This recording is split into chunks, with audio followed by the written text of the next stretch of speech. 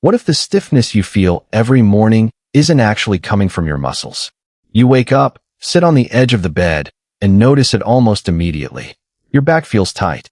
Your hips don't want to move. Your shoulders feel restricted before your day has even started. So you do what most people do. You stretch. Maybe you reach for your toes. Maybe you pull your knees toward your chest, roll your back, or spend several minutes trying to loosen the exact area that feels stuck. And sometimes it works. You feel a little better. But then tomorrow morning, the same stiffness is back. That should make you wonder, if the muscle is the problem, why does the problem keep returning? Because your body isn't simply a collection of muscles pulling on bones. Every movement involves a constant exchange of information between your brain, your muscles, your joints, and the tissues around them. Your body is constantly sensing position, tension, pressure, and movement, even when you aren't consciously aware of it. And that opens up a different possibility.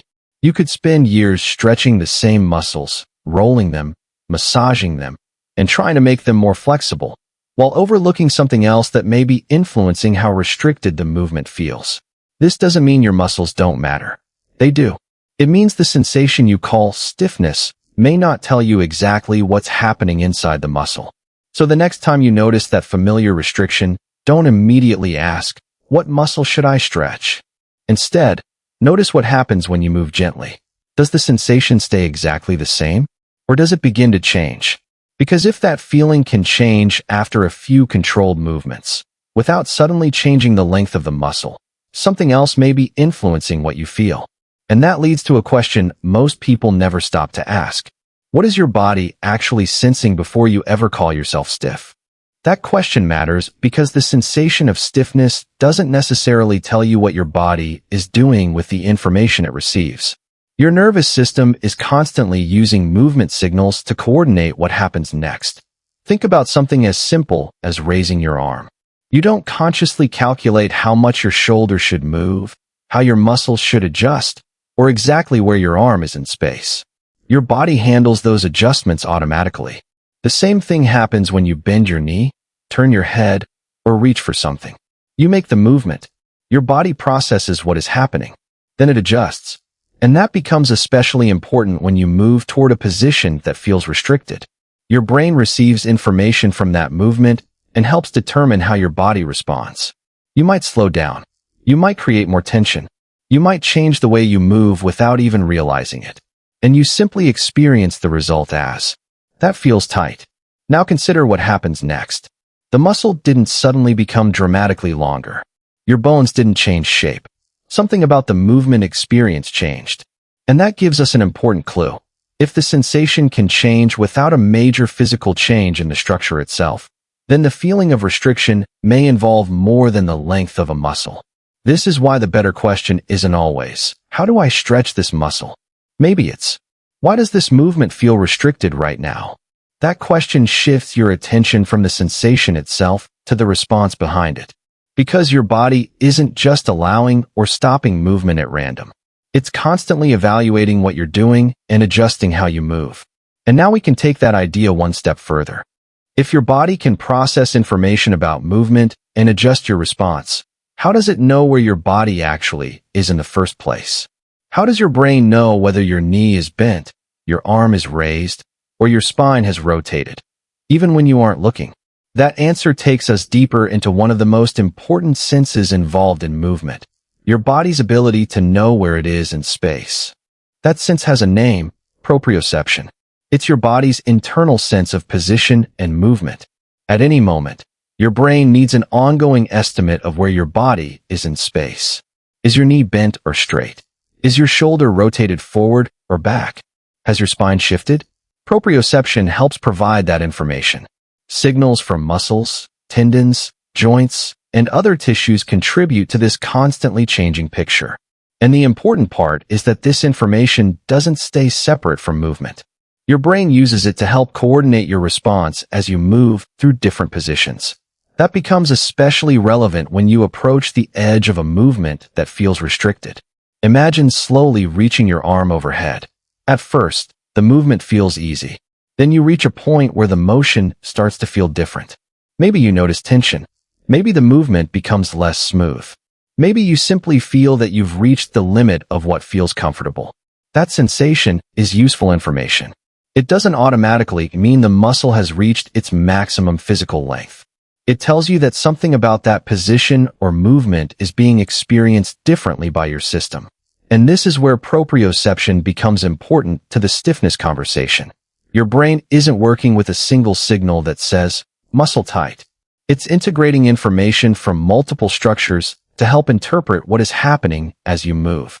That means the sensation you experience at the edge of a movement can be influenced by more than one tissue.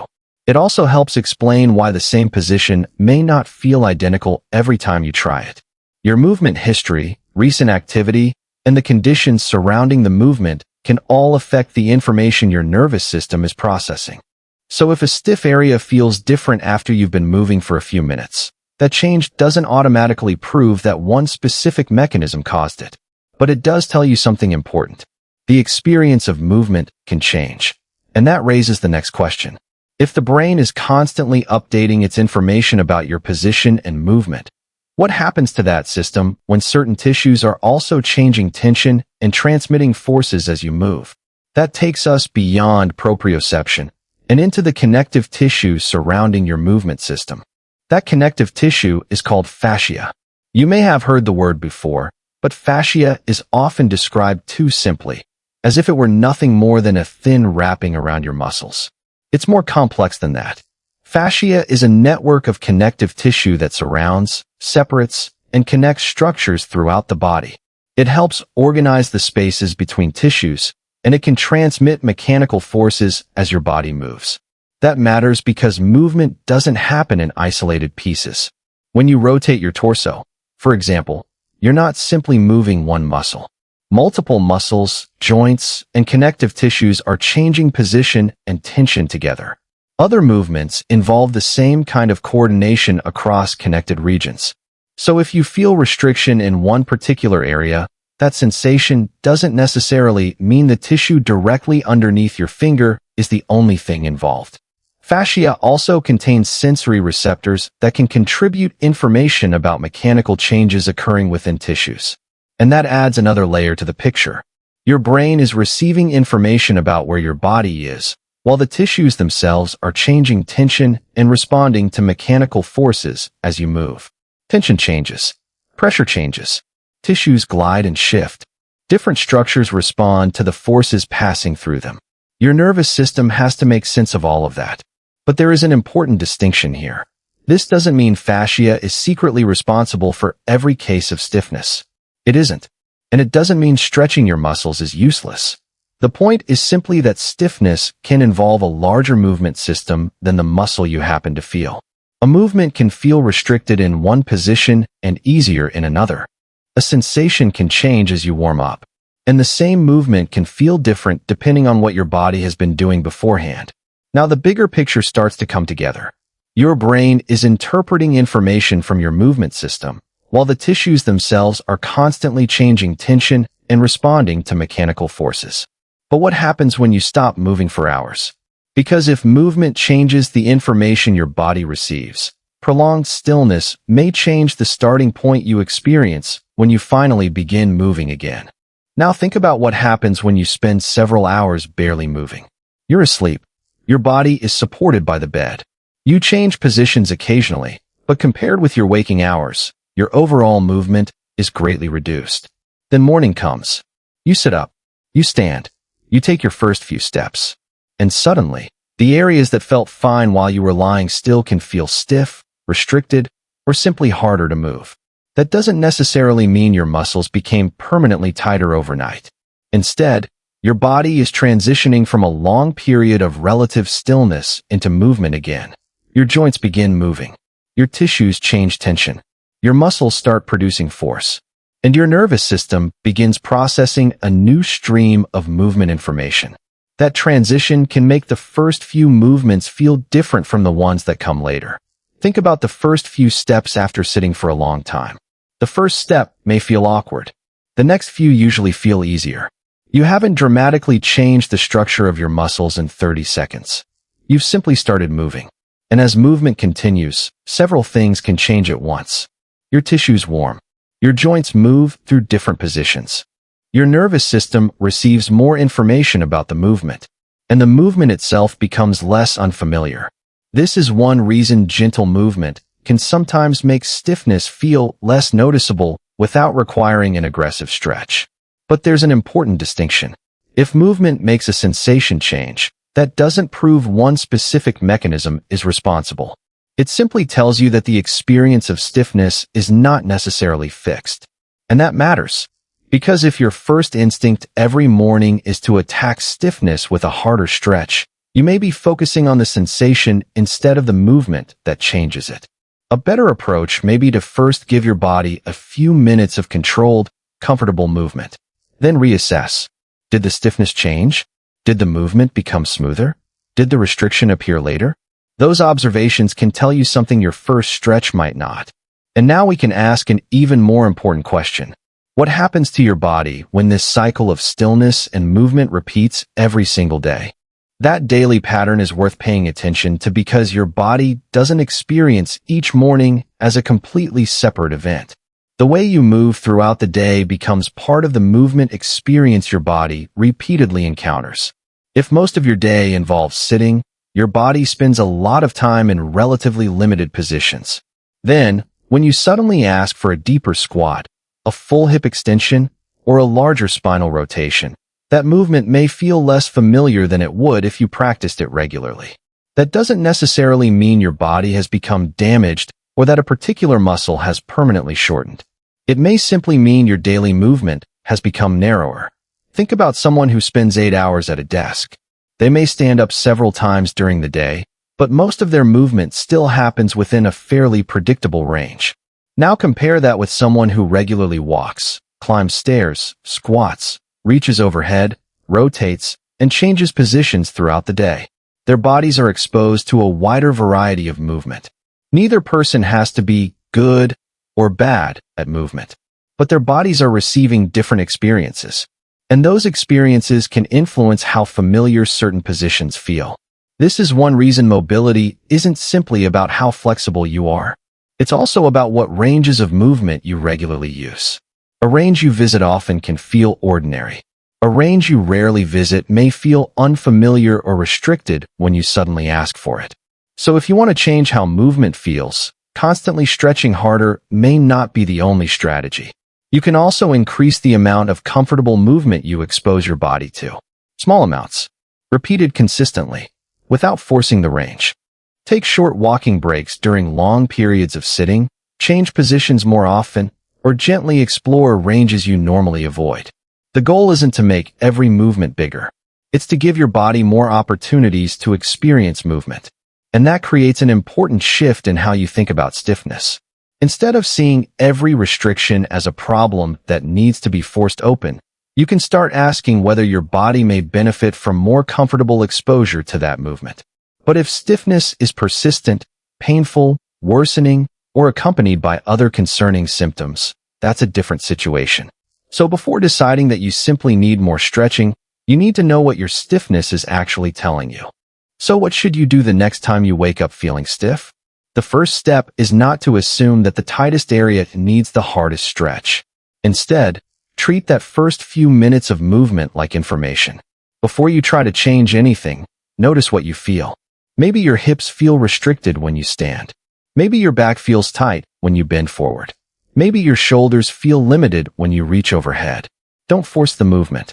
Just notice where the sensation appears and how strong it feels. Then begin with something simple. Walk around the room. Roll your shoulders gently. Move your hips through a comfortable range. Take a few slow, controlled movements that don't provoke pain. The goal isn't to test how far you can go. It's to give your body a chance to move before you decide that something needs to be stretched. Then pay attention again. Did the sensation change? Did the movement become smoother? Did you suddenly have a little more range? Or did the restrictions stay exactly the same? Those differences matter because they give you more information than simply saying, "I'm tight."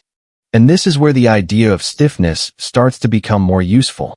Instead of treating stiffness as a simple measurement of muscle length, you can think of it as a signal that deserves context. When did it appear? What movement brings it on? Does it change after gentle movement? Does it return after long periods of sitting? Does it happen on one side or both? These questions don't diagnose the cause, but they can help you understand the pattern. Your body isn't responding to one isolated moment. The same sensation can have a very different story behind it, depending on what happened before and what changes when you move. And once you stop treating every episode of stiffness as a command to stretch harder, you can start paying attention to what your body is actually telling you. But there's still one piece missing. If stiffness is not a perfect measurement of muscle tightness, what exactly should you look for to distinguish ordinary movement-related stiffness from a signal that deserves more attention? That distinction matters because not every feeling of stiffness means the same thing. Sometimes, stiffness is mild, changes as you move, and gradually becomes easier.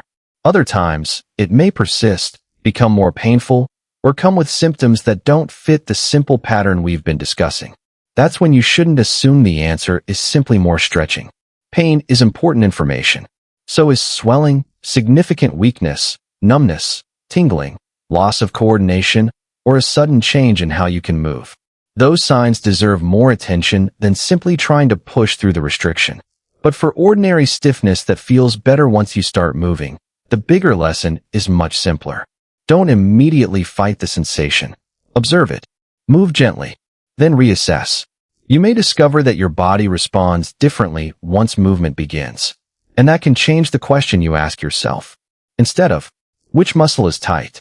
You might ask, what changes when I move? That question is more useful because it gives you something to observe rather than something to assume. Maybe the stiffness decreases after a few minutes. Maybe one direction feels easier than another. Maybe the sensation returns after several hours of sitting. Or maybe it doesn't change at all. Each pattern tells you something different. And this brings us back to the question we started with. What if your stiffness isn't actually a muscle problem? The answer isn't that muscles don't matter. They absolutely do. The point is that stiffness is an experience shaped by a larger movement system, one influenced by your muscles, joints, nervous system, and the movement you've experienced before. That means the next time you wake up stiff, you don't necessarily need to attack the sensation. Start by noticing it, then move, then see what changes. Because sometimes the most useful information isn't how stiff you feel at the beginning.